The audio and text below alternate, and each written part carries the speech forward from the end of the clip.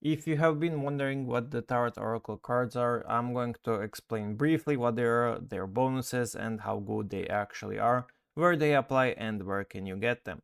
So to start off, where can you get these Oracle cards? Well, there's two places currently, but there will be third one as well. Mainly, they come from the Tarot Labyrinth, so you can get the shards. This card, the Knight's Shard, requires 60 to assemble, so you have to keep beating the Tarot Labyrinth to actually acquire her. The legendary card, the Devil, you can get at the floor 30 for free. This was in the previous season a relic shard, so it kind of replaced relics, which might be slightly a downfall. I do appreciate relics more than the devil card, but at least the devil card, I guess, gives you the absolute stats compared to the relics.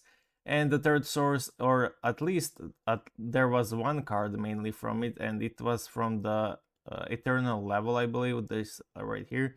So yeah, as you can see, you got one card from this eternal level, and that's it pretty much. So I wouldn't count this as a source of them, but yeah, mainly the Tarot Labyrinth right now gives you the tarot cards from these chests, so you have to play this game mode even if you didn't want to, but you should be playing it anyways from the legendary selector, even though rank rewards are pretty garbage, so don't worry about rushing, just get yourself some free rewards and call it a day. You can select the tarot cards right here, so it has been merged with the Sacred Beast. Unfortunately, I don't really like this, but I guess they had to do it because no other way to actually get there. But yeah, this is your tarot oracle cards. You can own 21 of them, and I believe all of them are free, but to actually level up them to their final form, you will have to do summons. There will be summons for the Oracle Tarot cards. I'm not sure how much they will cost, I'm not sure when, but they will come this season eventually, and probably with a new card, a legendary card, I would assume. So yeah, be ready, they're just kind of here to replace pets in my opinion, since they will not release any new pets this season. You can just simply catch up on the pets, but you will be falling behind in this section right here. So let's go briefly over some of the tarot cards. I won't be going too much into detail, but to tell you, yes, they work, they're very impactful, especially in the PvE modes that are non-seasonal. So yes, they work in the Lost City, they work in the Palace of Penrose, they work in the Yggdrasil and Arena, and they also work in all of the seasonal content. So they work everywhere. The tarot cards are broken. I just didn't pay attention to whether they work in the Dimensional Arena or not. That's up to you to see. But yeah, nonetheless, they work everywhere. Their stats are absolute, which means they work in the non-seasonal and seasonal gameplay as well. So let's go over some of them and talk about their effects and how good they actually are. Hopefully I have covered everything. So how to get them from the summons and from the Tarot Labyrinth.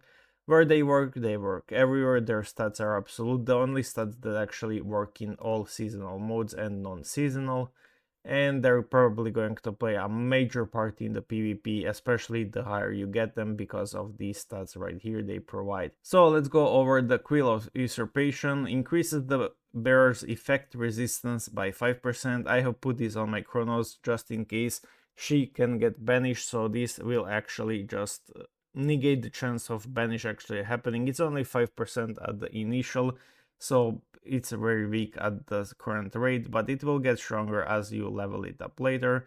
So you can actually here review the skills advancement, which is at 20% at max, which is not something broken, but it's still nice. But mainly you care about the base stats in my opinion, rather than the effect for cards like these. Legendary cards will be a different story. Then we have the increases the bearer's effect accuracy rate by 5%, so this is to actually have more chance to apply CC. I have put this on my Loki, you can use it on Bahamut as well. Basically any hero that doesn't have a guaranteed way to CC.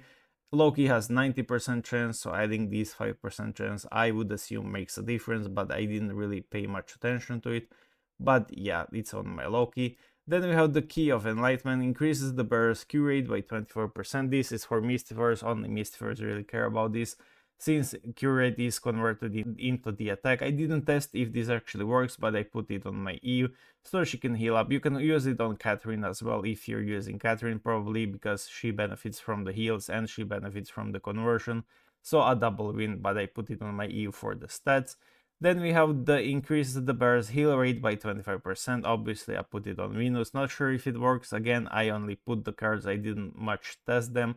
I will probably make a proper video on this later on when we unlock much more cards, Currently, I'm not feeling like playing the Towered Labyrinth, so I'm not getting many cards. So yeah, overall, it shouldn't be that hard to fit the cards on the correct heroes, or it will be more like the heroes of your choice. Then we have the increase the bearer's dodge rate by 5%, obviously an Avengers card, so I put it on my Isis. You can use it on Aphrodite, Narisa, or anyone you want. I used it on my Isis personally. Then we have the Spirit Candle, increases the bearer's crit damage reduction by 25%. You can use this on a hero that struggles against ethereals mostly, and you want it to survive a bit longer, but in reality this will not make any difference whatsoever. The Pentacles have increased the bearer's crit damage boost by 24%. This is obviously made for Ethereal, so put it on your most damaging critting Ethereal. Like Arcane, Darvella, Eudora, Wukong, or Elisha, or Venus, literally doesn't matter as long as it's Ethereal hero pretty much.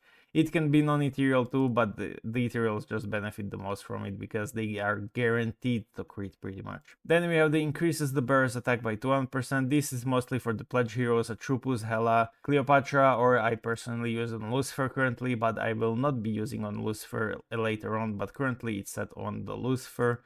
Then we have the increases the bearer's defense by 200%, the most useless skill of the in the game defense and basically most useless card in the game. Then we have the increases the bearer's max HP by 200%. I'm going to assume this is very low because it's probably placed later in the formula or rather early, and it will probably not impact much. I didn't test this, it's actually easy to test, so we will see later on. I'm not going to do it right now, I don't really have time, and I put it on Leviathan because I just want the hero to live as long as possible. And that's it pretty much from the cards that I own, so later on we will unlock these cards. I'm going to go quickly over them. So now we have the exclusive legendary card, the Devil, and this card seems to be broken mainly for the things like Lost City or some PV, because during the current round, if the bearer has not lost any HP, their skill damage multiplier increases by 600%. And there's only two ways currently to not lose any HP at all, and that is being the relics. So the first relic being obviously the Cauldron. At 2 stars only, the Cauldron will give you immunity to any kind of damage, so that's one way to actually proc it. And the other way is the 7-star Planetary Gate, obviously giving you immortality for the first 2 rounds, or actually for the first 2 actions. So only with those 2 relics you can actually make use of the Devil, because otherwise it will not be of any use. You will always be losing some kind of HP, whether it's directly or indirectly by like Reflect or Magatama or some sources like that. So the Devil seems to be mainly a PvE, in my opinion, kind of a card, so mainly for the Lost City, as I said, to give your Pandora, and her skill multiplier will increase, so I'm not too sure it will be good in the PvP, maybe because of the stats, but apart from the stats, the effect itself is pretty underwhelming in my opinion. The next relic is the Chariot. For every 1% HP the bearer loses, their damage increases by 2.5%. This is going to be pretty strong both PvP and PvE, and in fact I believe this card is much better than the Devil, especially in the PvP for something like Babylon. And yeah, I think this card will be broken. Then we have the Wheel of Fortune. Every time an ally gains a buff, their reach increases by 1% up to a maximum of 35%, so you can cap this in the first round very easily, and I think it's good, but I'm not sure how effective it will actually be. It might be good on some Monarch teams. Then we have the Yasuo, the Temperance, so each time an enemy is inflicted with a debuff, additionally reduce their accuracy rate by 1%.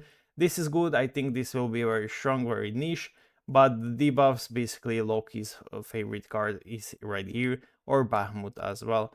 Then we have the Lovers, which is when the bearer's HP is below 45%, they deal 100% more damage, pretty strong in my opinion, and I think it will be good, especially on Avengers. Then we have the Hermit, allies deal 100% more damage to targets with HP greater than 75%, this is pretty good for against Babylon teams or against Monarchs, and it's going to be pretty strong, especially in PvE as well, I think.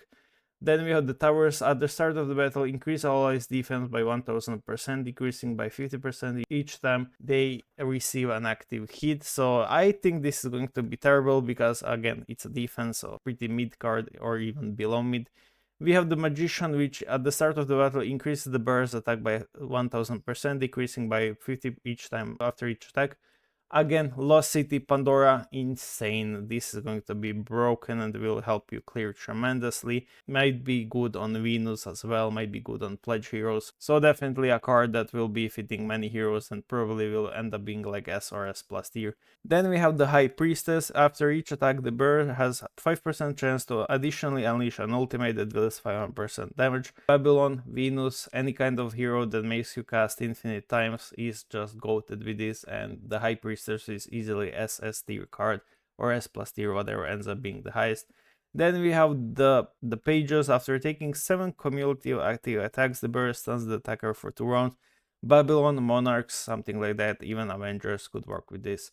The Knights, after casting 5 skills, the bird additionally unleashes an ultimate. Pandora, Venus, Eve, I don't know, basically any spammer, everyone will benefit from the Knights card.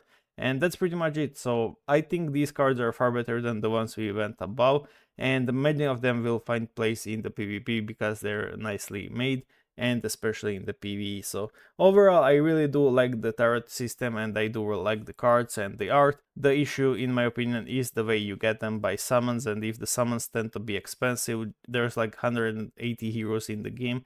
Each hero getting a legendary card will be one hell of a bank loan to get to just get the card. So yeah, hopefully they become more accessible than the pets are currently, and hopefully the devs actually consider that there are some multiple heroes that you need to have with legendary cards.